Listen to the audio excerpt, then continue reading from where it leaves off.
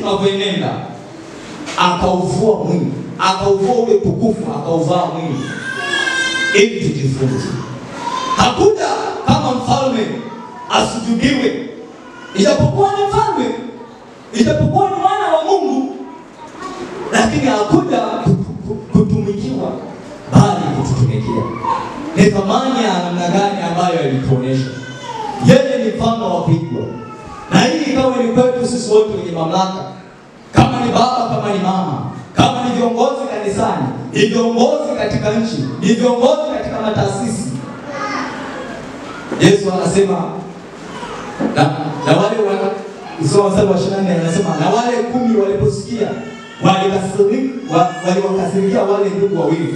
Lakini Yesu akawaita akasema, mwajua ya kuwa wakuu wa mataifa huwatawala kwa nguvu na wakubwa wao watumikisha, lakini haitakuwa hivyo kwenu, bali mtu yeyote atakayekuwa mkubwa kwenu na awe mtumishi wenu. Ni kuonesha mipaka kwa viongozi, ni kuonesha mipaka pia kwa watawaliwa, kwa watawala. Wanakumbushwa watawaliwa kujinyenyekeza kwa mabwana zao, lakini tunakumbushwa pia na viongozi au watawala kuwatumikia wale wa chini. Maana yake kila mtu awe anajinyenyekeza, awe na unyenyekevu kwa mwenzake. Maana palipo na unyenyekevu pia pana mipaka, pana kujali.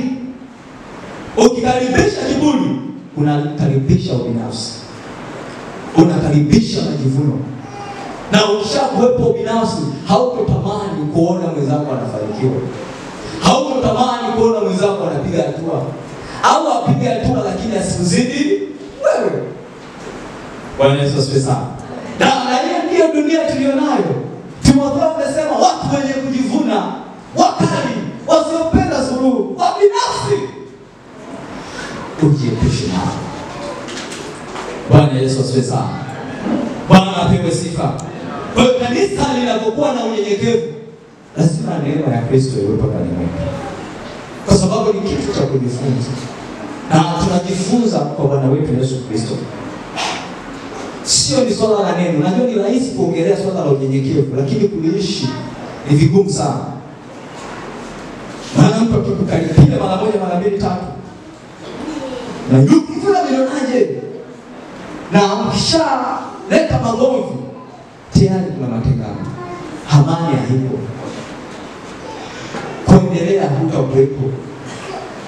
Na familia nyingi, hii ni wazi kwenye familia nyingi, mwanzo wa familia baba na mama kuachana ni mmoja anapojiinua kuliko mwenzake.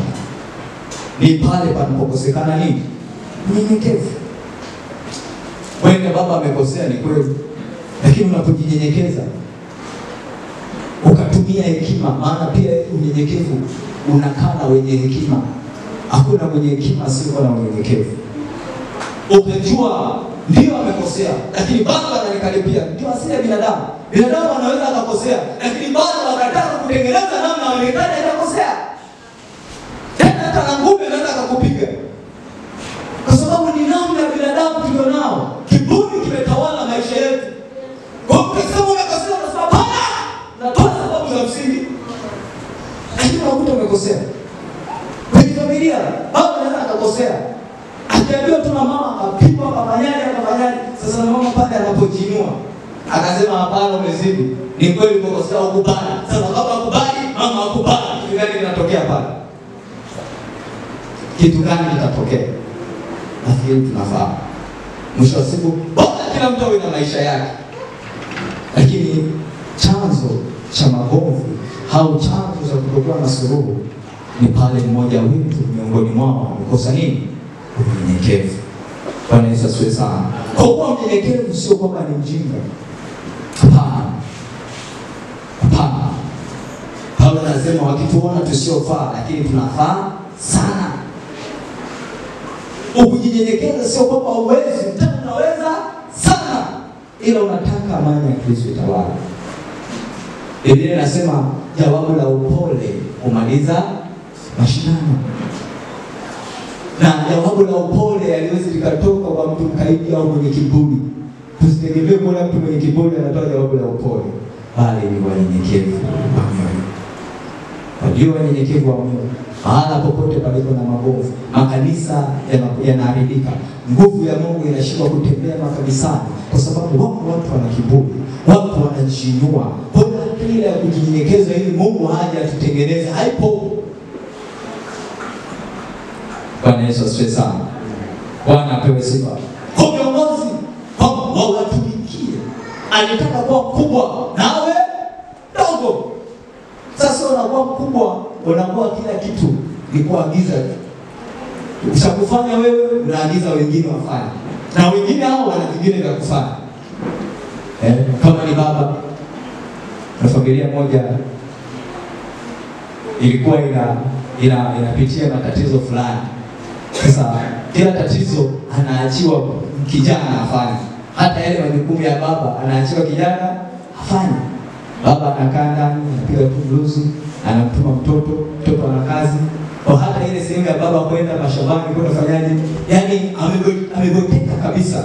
Anayasahau majukumu yake. Kama ni baba anapaswa kuhudumia familia. Lakini anasema kijana wako yupo. Kijana nani yupo? Hata kama kijana yupo, lakini baba una nafasi. Tumeshasema unyenyekevu na tumeona ni kutambua nafasi yako na kufanya ndani ya mipaka ya nafasi yako. Sasa siku moja wakawa wanapiga story. Mama alipokuwa anafanya vile jamii ilikuwa inaona. Wakamtania lakini vile tu ilikuwa ni tani lakini la utusi. Kwa sasa huyu kila kitu kijana wako anafanya. Na vitu vingi anafanya. Nafikiri ni sehemu moja umruhusu afanye. Hebu leo umruhusu afanye ili aonekane ni baba katika familia. Bwana Yesu asifiwe sana. Bwana apewe sifa. Kwa kweli ilikuwa ni ugomvi mkubwa. Kwa hiyo ugomvi mkubwa na marafiki zake, lakini yote walikuwa wanajaribu kumkumbusha nafasi yake kwenye familia. Nafasi yake. Nafasi yako. Mipaka ya nafasi yako. Bwana Yesu asifiwe sana. Bwana apewe sifa kanisa. Mtu mwingine tunaweza tukajifunza kwa Yoshua. Tunaweza kufungua sura Yoshua, kitabu cha Yoshua. Tujifunze kutoka kwa kitabu cha Yoshua sura ile ya sura ile ya 19 mstari wa 9. Kitabu cha Yoshua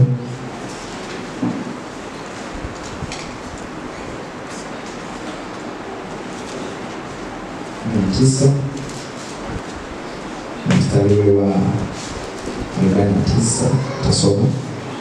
Basi walipomaliza kazi yao hiyo ya kuigawa nchi iwe urithi kwa kufuata mipaka yake, wana wa Israeli wakampa Yoshua mwana wa Nuni urithi katikati yao kulingana na ile amri ya Bwana. Wakampa mji aliotaka, maana ni Timnath-Sera katika nchi ya vilima ya Efraimu. Hizo ndizo nchi ambazo Eleazari kuhani na Yoshua mwana wa Nuni pamoja na hao vichwa vya nyumba za mababa wa makabila ya Waisraeli walizigawa kwa njia ya kupiga kura ziwe urithi huko Shilo mbele za Bwana, hapo mlangoni pa hema ya kukutania. Basi hivyo wakamaliza kazi ya kuigawanya hiyo nchi. Hapo tunajifunza kitu gani? Yoshua ndiye alipewa jukumu na Musa mikoba ya kuhakikisha wana wa Israeli wakafikishwa Kanaani. Lakini baada ya vita kubwa ambayo alipigana kama jemedari na kuhakikisha Kanaani inarudi mikononi mwa Waisraeli, alianza kummekea kabila moja baada ya jingine. Kilichonifurahisha mimi nilienda katafuta maana ya Timnath-Sera kwamba inaitwa maana ni Timnath-Sera. Timnath-Sera ikiwa ina maana ya kilichobaki kama makombo. Yeye alikuwa kiongozi ambaye alipigana vita na anapigana vita kwenye ardhi ya Kanaani kwa ajili ya wana wa Israeli. Akijua kwamba hii vita, baada ya vita kuna mgawanyo wa ardhi. Kama kiongozi tungetarajia kuona yeye ndo anaanza kuchagua sehemu nzuri. Kwamba nimepigana sasa leo, nimepigana sehemu fulani, kule ndo pazuri, hili litakuwa eneo langu. Hapana. akagawa kabila ya nane. Nafikiri ukirudi huko nyuma utaona. Kuanzia ukirudi kwa sura ya 19, utaona nchi ya Simeoni, nchi za Zabuloni, wanagawa nchi ya Benjamini, wanagawa. Akagawia makabila yote, akagawia familia zote. Yeye hakujigawia. Mstari wa 19 anasema walipomaliza kazi ya hiyo kuigawa nchi ile uwe urithi kwa kufuata mipaka yake, wana wa Israeli wakampa Yoshua mwana wa Nuni urithi katikati yao. Nikasema maana nimetazamana baki. Tena ukiangalia hapa palikuwa ni karibu na hekalu ambapo yeye alienda kuwa anamfanyia Mungu ibada. Lakini kuna kitu cha kujifunza pale. Unyenyekevu, huu ni unyenyekevu wa hali ya juu sana. Hakuwa na ubinafsi. Kwamba pala nimefanya kazi kubwa sana, ninataka njia kubwa sana, ile eneo hili zuri linaota vizuri ndio la kwangu. Hakufanya hivyo.